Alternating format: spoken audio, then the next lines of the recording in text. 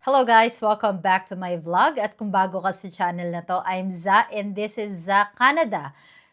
Today, we are going to talk about a topic that was released by our IRCC a couple of days ago about PGWP Freeze 2026. And what it means at kung para kanino yung update na yan, panoorin hanggang dulo.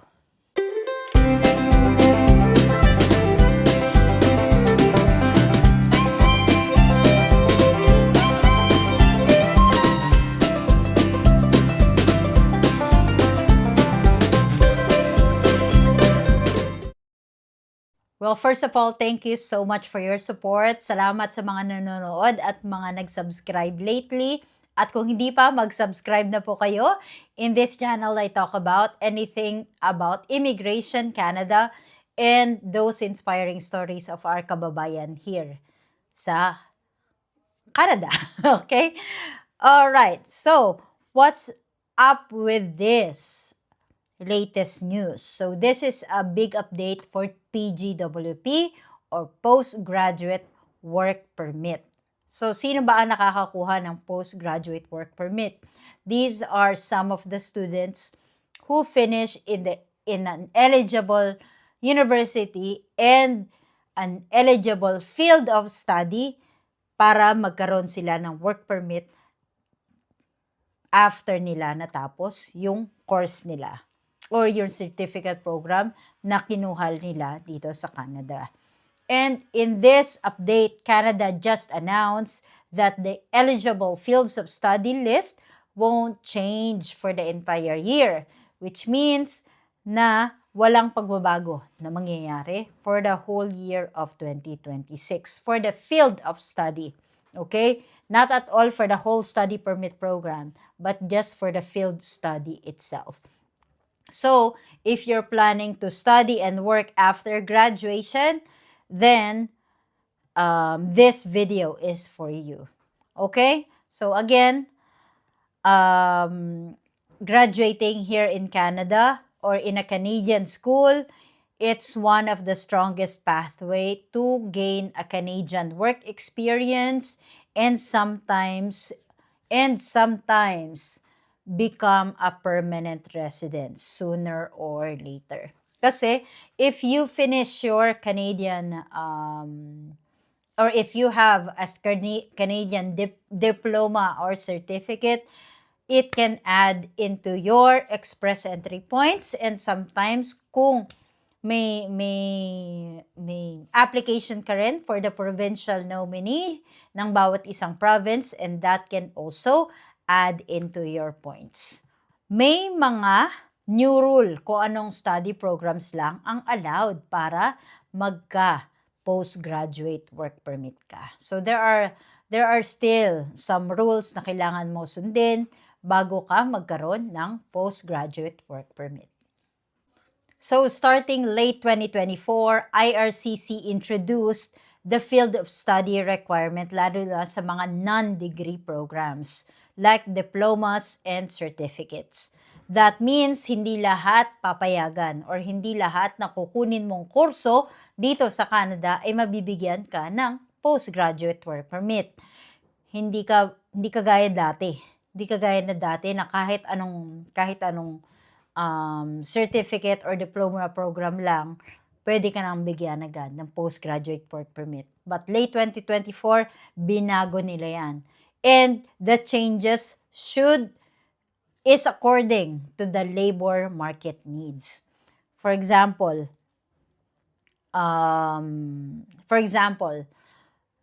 let's just say again there are different courses. Let's just say that you took diploma in business management. Let's just say, okay? Because I'm not sure if that is included or not dun sa mga makakuha ng PGWP. Let's just say that you get a certificate for business management and hindi pala kasali siya dun sa mga dun sa labor market needs ngayon ng Canada, which means that after you finish your program or after the student permit or the student visa, then you have to go back home. You have to go back to your country of origin. Okay? So, but for degree holders, dun sa may bachelor's degree, master's degree, and doctorate or doctoral degrees, then exempt siya sa requirement. Which means na kailangan, kung bachelor's degree ang kinukuha mo, or master's degree, or PhD, which means na after mong matapos yung field of study mo, after mong matapos yung kurso mo, then you can still get a PGWP. Okay? So, which means na hindi ito applicable. What's that? The announcement that was made in late 2024 is not applicable for bachelor, master, PhD degrees, pero sa mga college programs, yes, CIP code matters. And what is CIP code? CIP code means Classification Instructional Program. And these are the code that are assigned to your specific study program, dictates your eligibility for postgraduate work permit. So, dyan, kukunin nyo yung code. And then, if you type the code, and if it says there that it's not an eligible program for PGWP, then syempre, hindi yan yung kukunin yung kurso. Kung gusto nyo mang magka-work permit dito sa Canada. You have to make sure that the CIP code is eligible for PGWP. So, but take note that last 2025, nagkaroon ng malaking changes din when it comes to the field of study.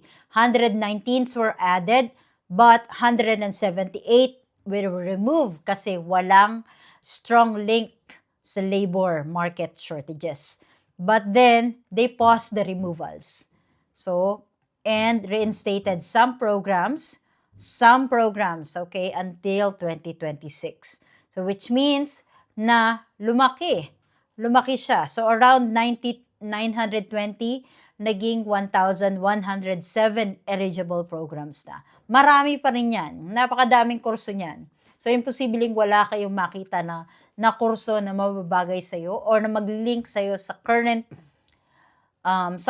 path mo, sa current job mo. Kasi, you have to provide an SOP when you apply for a student permit or a student visa here in Canada. You have to prove why are you taking that course. For example, let's just say na IT ka pala. You are linked to IT programs. Tapos bigla kang kukuha ng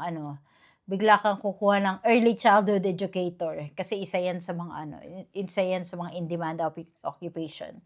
Then you have to prove why in your SOP. Bakit ang layo? So, in that 1,107 eligible program, you have to make sure that your current job, your educational background at least is connected to the program that you are going to take. And going back to our original topic, na IRCC announced that there will be no changes to the PGWP list for all of 2026. Di ba, good news pa rin yan. At least paplano ka, di ba? For example, you are only at the very early stage of planning kung magka-Canada ka ba o hindi. So, you still have until the end of 2026 kasi there will be no changes when it comes to those eligible study programs. And what this means for you, okay? So, if your core CIP code is on the current eligible list, you're good for PGWP applications. Okay? And if not, you might need to reconsider your program and plan before applying. Okay? Pag hindi siya included, make sure na included siya. Okay? Para hindi ka na mahirapan na para kung gusto mo naman talaga mag-work sa Canada, even if you'd like to only study, then that's okay too. 'Di ba? And always check the official list via IRCC site. So lalo na dun sa mga dun sa mga diploma or certificate yung kinuha mo, hindi basta title. Hindi lang basta-basta title ang tinitingnan, kundi yung CIP code. And here are the tips. You just have to make sure na you confirm with the school kung ano yung CIP code with regard to that certificate program, to that diploma program that you are going to take. Para naaayon siya dun sa IRCC. Kasi minsan, kala mo pasok siya sa banga, yun pala, iba pala yung CIP code na sinasend nila dun sa IRCC. So, verify with the school, send them an email. Kung syempre, nasa labas ka man ng ng Canada, di ba? Normally, pag mag-a-apply ka ng study permit. So, and you always have to double check the eligibility bago yung PGWP application. And for degree students, chill lang kayo dyan. Okay? Exempted naman kayo sa mga field requirement. So, common questions. What if my program is not on the list? Consider changing or deferring until you confirm eligibility.